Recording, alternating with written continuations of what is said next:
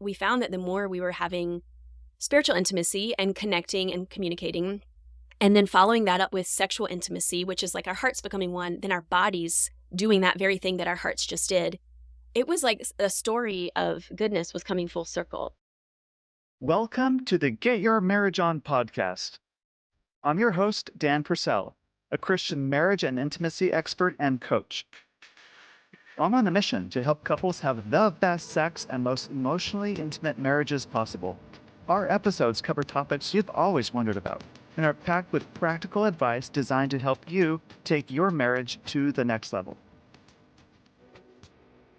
Can you relate? You probably came from a good home and a loving family. Your parents were affectionate towards each other, and maybe you could tell that they actually really liked each other too.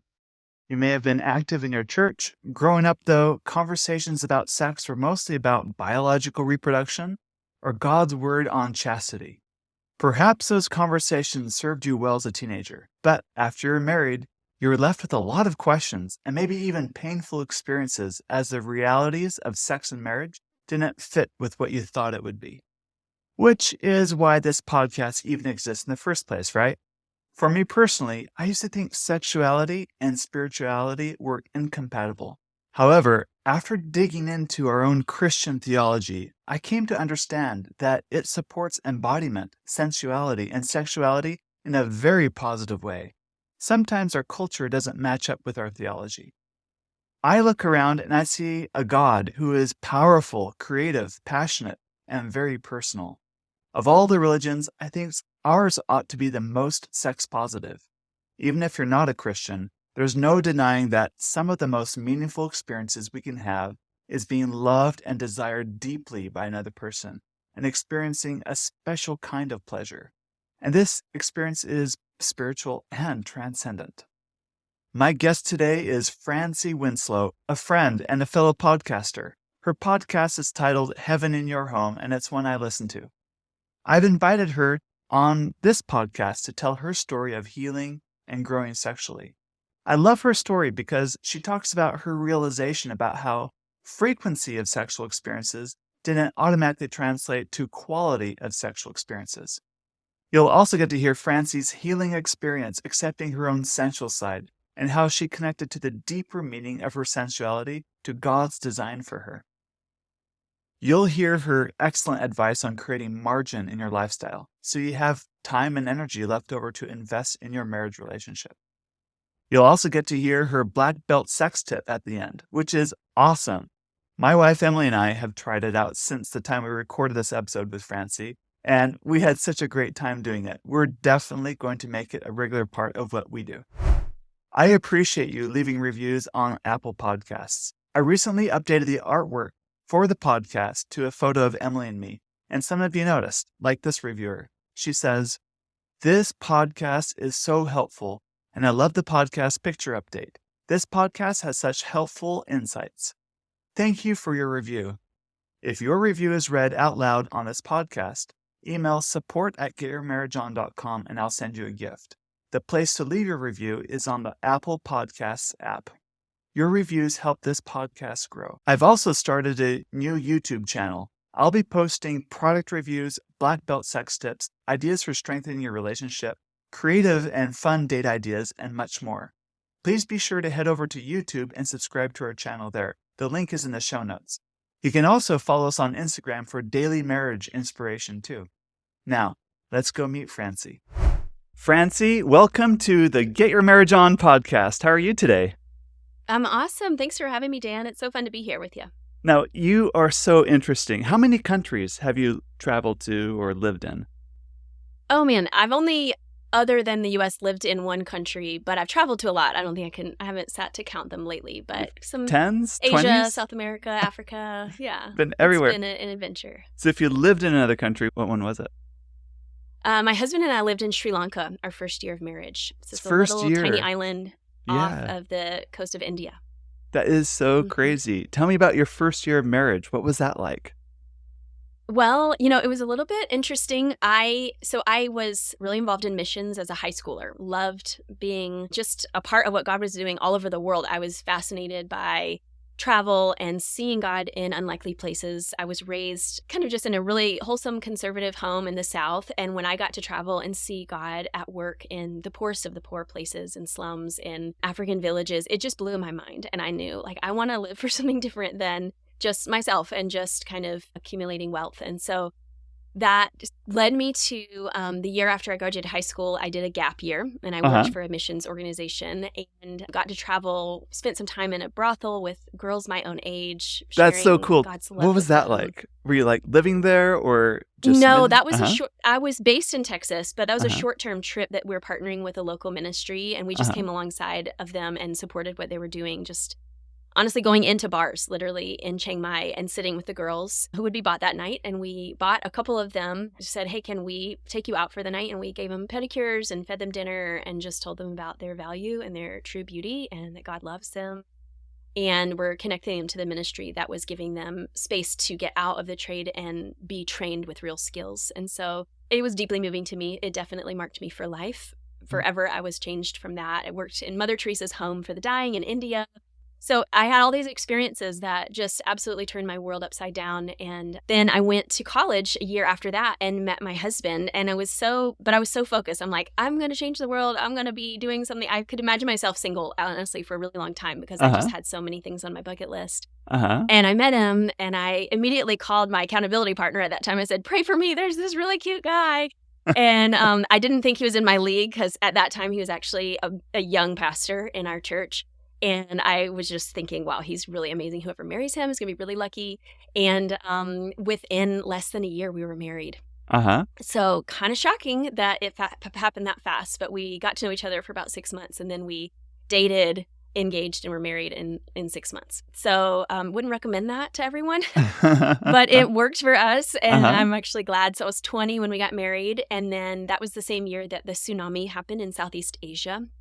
That wiped out so much of Thailand and southern India. And so our church that we were part of had a humanitarian aid arm, and that was going to do immediate relief.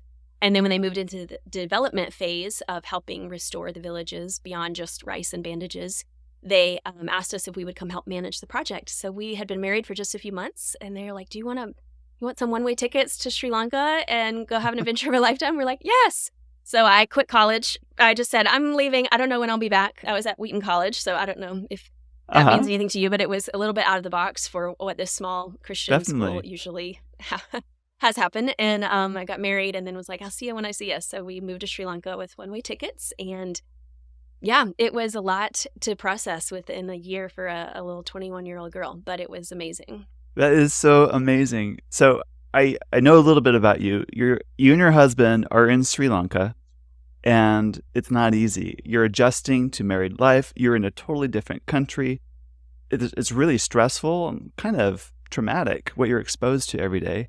So you're bringing all this home, and then you feel disconnect. So you're sitting on the couch having these conversations. Can you tell us about how those went and what happened?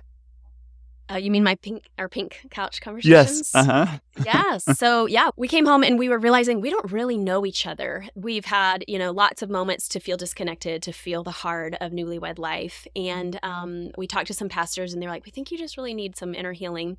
And so that really was a big part of the first season of our marriage also, was realizing, wow, it's so easy to miss each other. And it's so easy to say words or to not say words, and the other feels shut down. And so what we did in that time was we really prioritized what we now call time on our pink inner healing couch. It was a pink couch. It was what we had at the time. And we just sat there and we'd say, well, I'm really shut down. Okay, well, what happened? I don't know.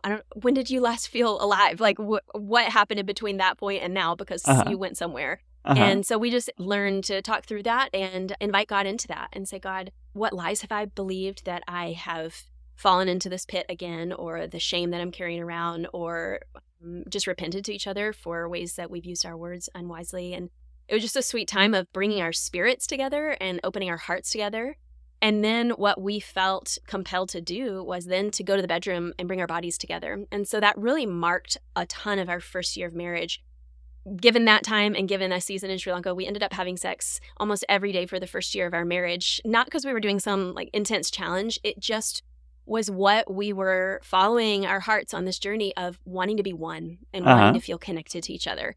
And so both of us came from really beautiful but very religious backgrounds that helped us in so many ways, but we didn't really have a grid for what to think of this idea of married sex, but we knew we wanted to be close to each other and that life was really hard and intense. And so we found that having sex was actually way more than the marriage books that we were reading was talking about. It was kind of like a man's need, and it's really a thing you should do to have a healthy marriage. We found that the more we were having spiritual intimacy and connecting and communicating, and then following that up with sexual intimacy, which is like our hearts becoming one, then our bodies doing that very thing that our hearts just did.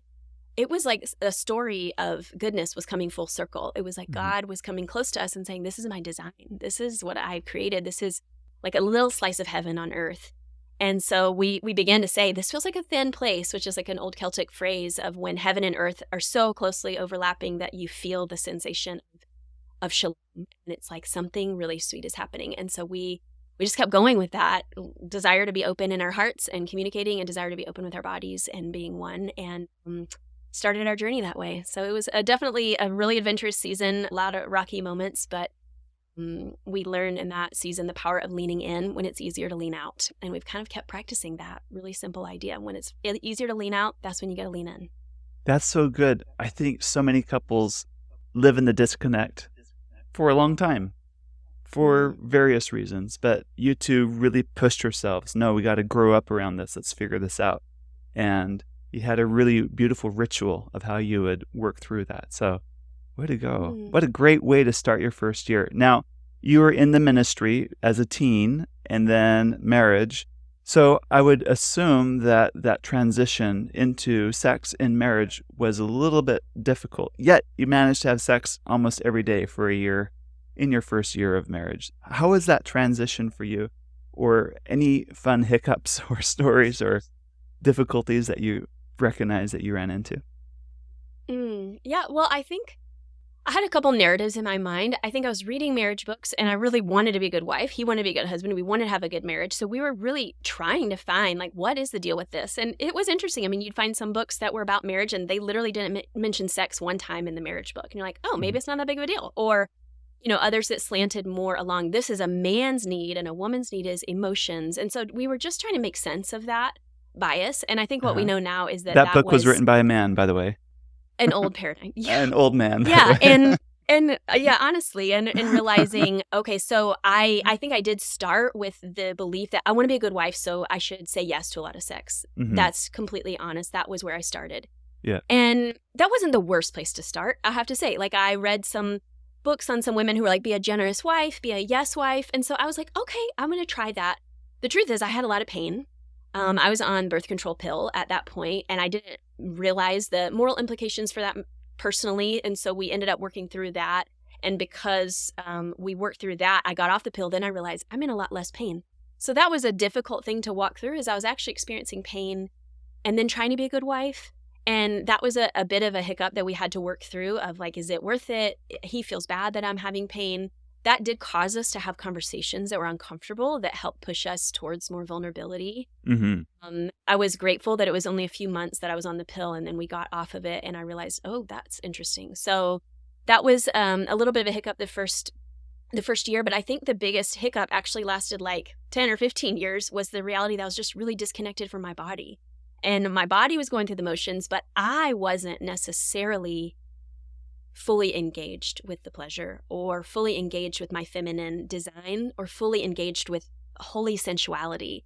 It was like I was saying yes, and we were growing and we were having a good marriage. And the trajectory for me was that we were having sweet times together after sex, and we felt really connected after sex. And during sex was really good, but it was still more of the this is something we do to stay connected, and then we feel emotional connection, and I would really enjoy that. It wasn't until a couple years ago where I really started getting free in my own femininity and sensuality and pleasure focus. And I think because of the upbringing and the culture that we were all raised in, it was more appropriate to just disconnect from my femininity and my body, even as somebody who had been in ministry and studying theology of the body and studying things that were making sense of the Bible and sexuality. I was still disconnected from what it looks like to be fully alive sexually. And so that's been my most recent journey. I've been on this journey all the time, the whole time. We've been married almost 19 years this summer, but it's continued to be a place of growth. And I will say it's been worth it. Like, it's been a beautiful season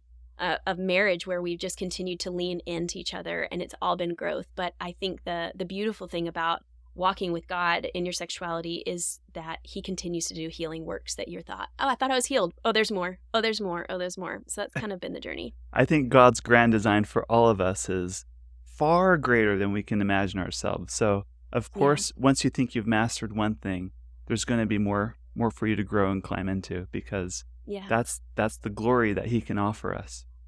Mm-hmm. I find this really instructive, by the way, Francie, because you can have a lot of frequency of sex, you can go through the motions, yet you didn't realize at that time until now, looking back, that even though our bodies are together, I am disconnected from my own experience or from my own body or from the pleasure I can have. And we live in a very, I guess, we're in the United States, we have a very Western approach to sex. Our sex education we get is usually around reproduction. That's kind of how the birds and the bees story starts for us, which is a very male-centric narrative, right? It's about penises and vaginas, and that's kind of how we think of sex when we start. As you're stepping into your femininity, have you realized that sometimes it's helpful to flip that narrative on its head and think of it more as a female-centric narrative? And what would that look like? Yeah, so I've felt like the old models that I read in the sex books, even like Christian or non-Christian, just honestly men were writing these sex models, was that a certain amount of stimulation makes a woman aroused and then makes her have an orgasm, and that is the process. And we tried that forever, and to some degree it does work, to some degree. But there was still so much pressure, and there was still so much sense of like, it's a lot of work, and what if I take too long? Or what if he loses interest? Or what if I just am exhausted and I don't have energy for that? And it feels like a show, and it feels like something to achieve, and it feels like something to perform. And all of that is actually very masculine-ness. Yeah, I'd say so. It's not a sense of receptivity. And I think when I started realizing, and this brings the Christian worldview into it, is that I'm an image bearer of God, and there's significance to how I'm made. It's not that sex needs to look like a certain way to be successful. It's how has God designed me? And so rather than looking at the gift or the activity and trying to match what other people are saying, I stepped back and looked at, okay, he's a good maker. How did he make me female uniquely? And what I started realizing about the female body is that it is capable of endless pleasure, of incredible multiple orgasms over and over and over again, ecstatic, like electric sensations head to toe in your very non-sexual areas of your body, the soles of your feet, the back of your neck, like anywhere, the sides of your stomach, like all over your body is meant to be, your earlobes, right, you name it, full body pleasure. And that, I think, was God's garden dream. In the beginning, he created this most beautiful pinnacle of creation, the woman, who was the final exclamation point of beauty.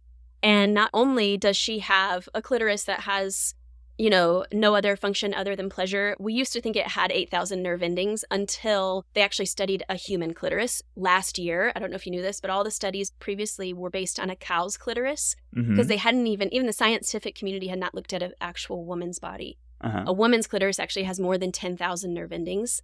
And a man's penis, which is the, anatomical homologue similarity to a woman, right, has 4,000. And so a woman has double the capacity, more than double the capacity of pleasure. But I was never taught that fact. And I was also never taught how to access that and how to embody that in a natural way, not in a really kind of icky, seductive way that I see in movies. Because as a Christian woman, I was raised to resist impurity. And I wanted to, I want to be pure before God. I want to live a holy life unto God. I want to be in the light, and everything that seemed seductive and sensuous seemed like it was in the dark. And so I thought, I'm not going to be that. I can't be that. And so then even the thought of come alive in the bedroom felt like I can't do that. So it's all of these psychological off limits, but then it was also having no body education. How does my body work? No permission to explore my body or understand how it works. And then you add the pressure of, he wants me to have an orgasm so he feels successful. So I think it was all of those layers have been what I've been working through the last 5 years and what my amazing sweet husband has been like dying to walk with me through it. Like he has set the table for me with his purity, with his pursuit of my heart, with his pursuit of growth in his own life, so that this has become an easy walk for me over the last 5 years. Mm-hmm. He's taken away every barrier he can with his training of his own eyes for purity, his training of his words to bless me, to encourage me, to make space for me. And then I had to do the work of getting in touch with my own body. And so I think it is flipping the switch of flipping the narrative that it's not about like a woman needs to be stimulated in this way to feel aroused and have sex so that she can be penetrated and he ejaculates. It is about how can a woman receive maximum pleasure, honestly, all day. Yes. How can she be aware of her senses all day? How can she be in tune with her body all day? How can I be connected to my body all day so that by the time it comes a moment of sexual expression with my husband, I am overflowing with aliveness because I'm connected to my female design. It's not just I had to flip a switch. I used to think it was, okay, I gotta go in my bathroom and like try really hard to get in the mood and put on some makeup or take a shower and pray. And I've said that, like pray, ask God for energy. But I've since realized a better way, and it's living connected to my feminine beauty all day in sensual ways that don't involve high heels and glitter, but involve me being genuinely connected to my beautiful female body as a mother of 6 who's tired, who has 4 kids home from school this week sick. It's the middle of real life. How can I continue to connect to my feminine design? So I guess I'm saying that it's not some lofty ideal way out in a special book. It is in the grind of daily life, being a woman fully alive, flourishing in her feminine sexuality in a way that nourishes her body, spirit and soul, and her marriage. So I think it is definitely a narrative switch that has helped me heal the most in the last 5 years or so. I'm loving this conversation because this is our experience also in my marriage. Really? Yes. So I was coaching another couple recently, and she's having a really difficult time. They're a wonderful couple, and they've come a long way, but she's having a hard time reconciling her erotic nature with her spiritual nature. Kind of like what you said. In the beginning, they seemed really incompatible. Any advice for women and men? I've been there too. How to kind of see those two kind of blend together? Because like what you said, like the movies or other media, it's kind of has this like, wait, I don't want to identify with kind of being like that. Yet there's an aspect within all of us to some degree or another where stepping into that identity actually helps us bring out the erotic part of us, which helps with that sexual connection.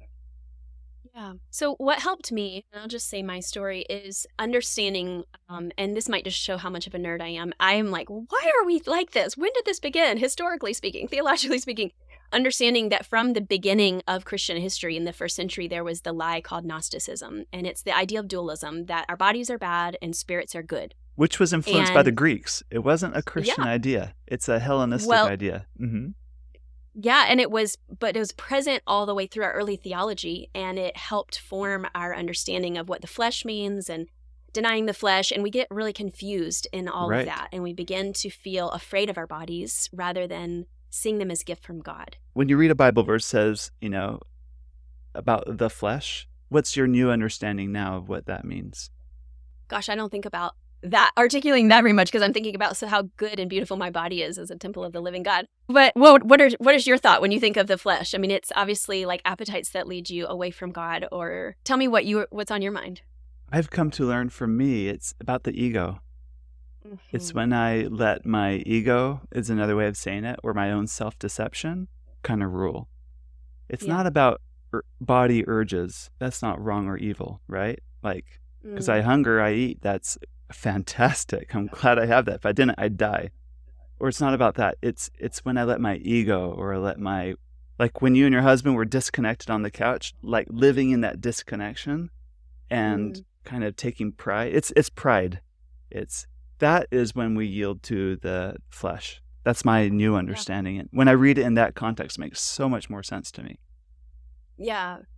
It's a tricky thing, Bible translations and language and cultures. And I love that. And so having to understand that my body is good and my spirit is good, and they're one package that God has made, and specifically my female body is good.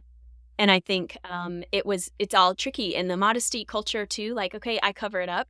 We're talking about this with our teenagers. They're in a lovely conservative community, and there's modesty rules. And the implicit nature, though, is that if I have to cover my shoulders, it must be because they're bad. That's the language or the assumption that we automatically make, is that there's shame attached to something because there's rules around it, because it's dangerous. And so having to unlearn that my body's not dangerous, my body's not bad, my body is good and beautiful. And then realizing that one of my big barriers was exhaustion. And so I think you mentioned that this person you're talking to was experiencing pleasure and goodness, maybe on vacation sex, but harder to integrate that into their everyday life. And I think that for me, realizing that there is so much noise coming at me through my phone, through media, through everything, that my senses are actually deadened by distraction and exhaustion. And that go, get it done, here's my list, check it off, meet everybody's needs, is actually a very masculine posture to keep in my everyday life.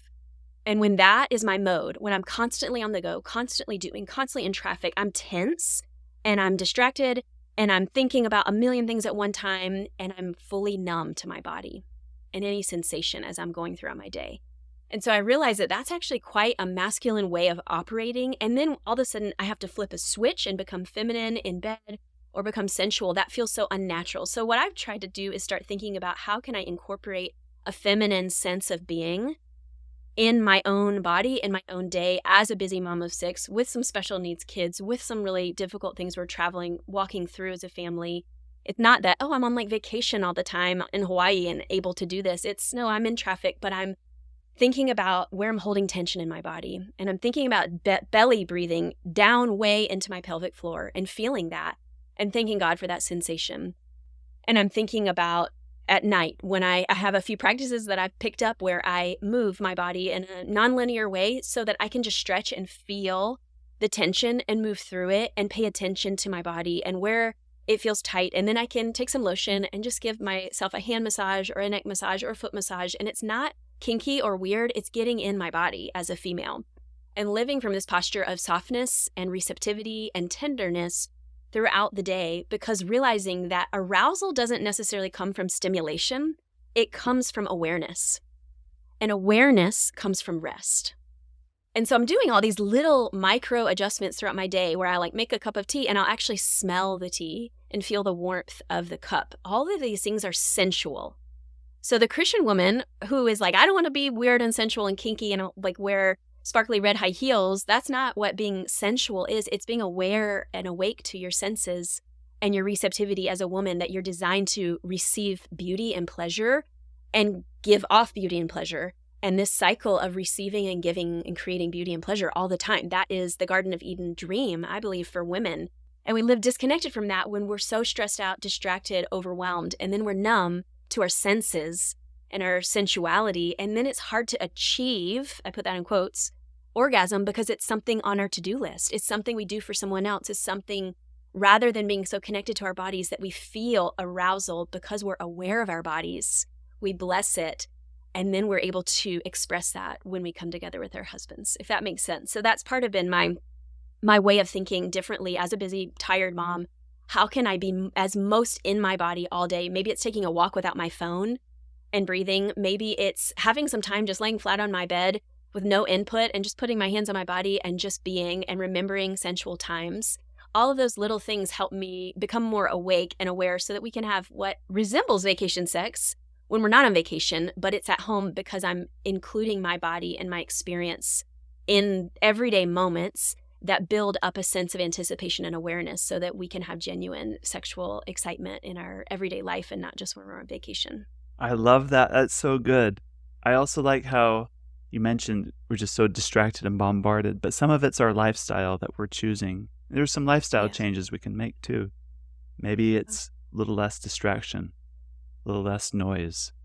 Yeah, there's a trick on the phone that I've taught my kids, and they'll often be like, Mom, it's hard for me to grocery shop on my phone when this happens, but you hit the side button on the iPhone 3 times and it goes black and white, and it's so much easier to not get distracted when your phone is black and white, but when it's colorful, it's designed to distract you. It's designed to pull you in and bombard you, but so I have to undo it sometimes when I'm grocery shopping because I can't identify the objects as easily.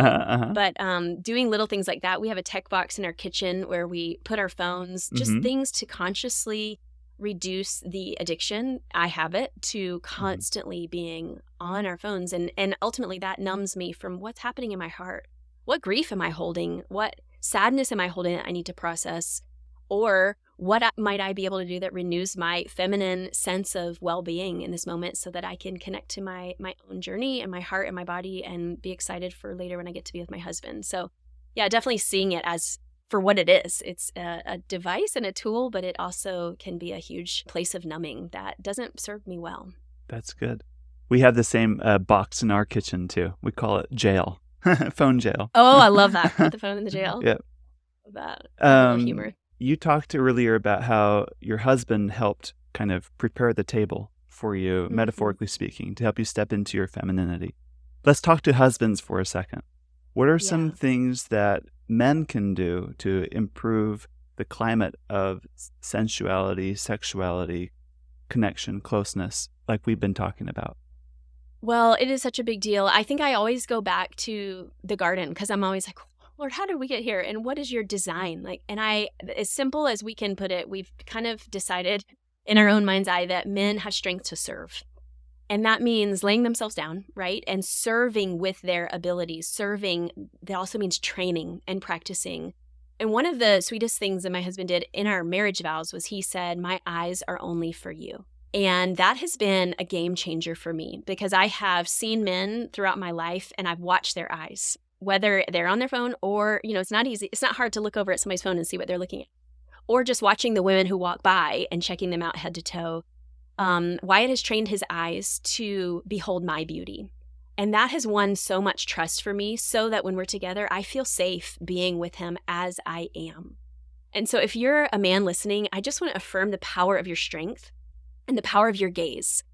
And speaking of technology and speaking of devices and distraction, we can behold so many images that are not real and that are not realistic that we get numb to the beauty that's in front of us. And so it's kind of like if you see doctored up and edited pictures of exotic forest and beautiful scenes of nature on your phone all the time, you go outside and you miss the beautiful rose that's right at your front steps. Even though it's there, it's not as doctored up as maybe the edited photos on National Geographic, but it's there and it's actually stunning. And it's right there in front of you that you can taste it, feel it, touch it, smell it. I think that's how it is sometimes in our marriage is that I have watched Wyatt train his eyes. I know that I don't look like a swimsuit model. I've had 6 kids, but he genuinely sees my beauty. And he's talked to me about how his masculine soul has been so healed during the process of our sexual growth. But part of it has been this capacity, to see my beauty as I age, to see my beauty. And he has said it in a way and lived it in a way that I actually believe him. And that has allowed me to walk in so much more freedom and confidence as I am, as I'm walking through the lies that I've believed. I actually believe him when he calls me beautiful. He's also trained his words where he never says a demeaning word to me. And that has been a profound place of healing. He blesses my body. He's blessed me to bless my body. He's blessed me to enjoy my body. His words that constantly build me up have helped me believe. I'll just say, even in our first year of marriage, I came to him with this insecurity. I said, I don't believe my body's beautiful. When you tell me that, I kind of joke and I laugh it off.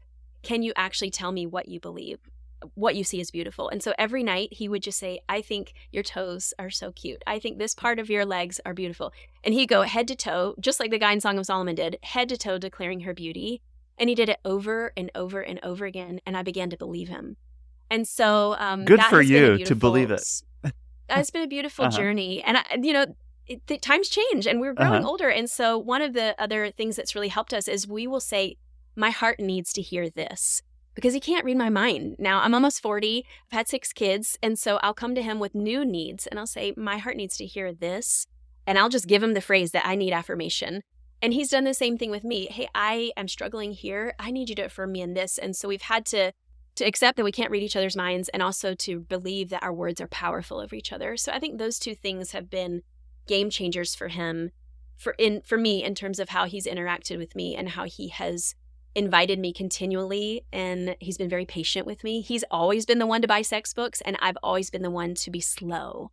So if you're eager and your wife is slow, just know that there are layers to her journey, and your patient, self-giving love paves the way for her to find freedom. And I'll say, because he was so patient, it's taken us 18 years to get where we are, and probably massive, massive quick growth in the last 3 years. But a lot of it has been because of his faithfulness, because of his pursuit of me, and time I needed to heal. I needed to heal the lies that were so deeply sown into my heart and my body.